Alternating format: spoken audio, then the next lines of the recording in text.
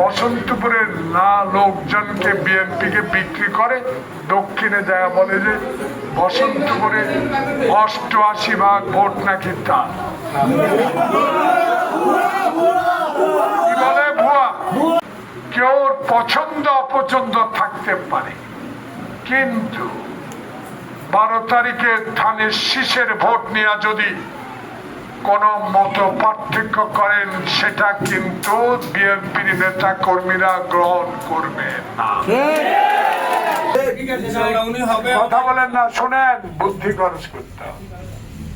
এখানে ভোট দিবেন কোথায় আপনারা? আরে না, উচ্চ বিদ্যালয় না, বুঝে দিবেন। অভিযোগে কথা বলতে হবে।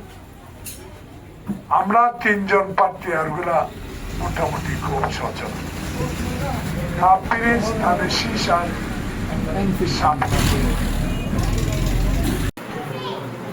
১৬ বছর বিএনপি করে দাবি করে ১৪টা মামলার নাকি উনি আসামি,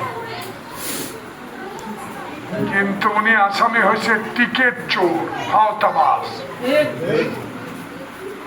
রাজনৈতিক কোন মামলা ওনার নাই।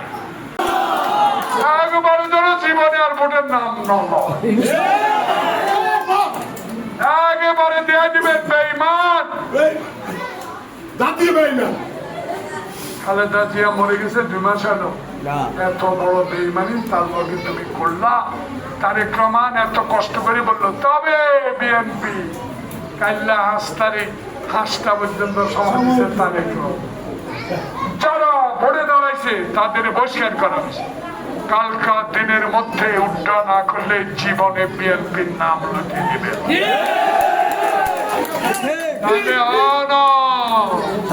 সময় আছে। আমার নাতি আমার এতুরা নাতি এত বসন্তপুর আসছিলাম, এতুরা আমার হাতে কত গেছে। গাড়ি করে আনছিলাম ১৯৯৬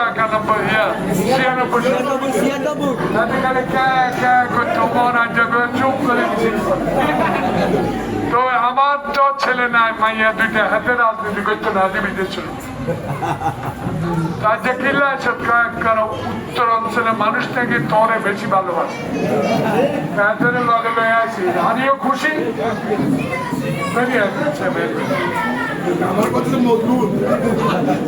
তো প্রিয় ভাইরা, দেখা হবে রাজপথে। আর ইনশাল্লাহ রাজপথ লাগবে না। তারেক সাহেব প্রধানমন্ত্রী হবে, মেয়েরা ফ্যামিলি কার্ড পাবে, পুরুষেরা কৃষি কার্ড পাবে, বেকারেরা চাকরি পাবে, আর উত্তরাঞ্চলের রাস্তাঘাট সব পাকা করে দেবে।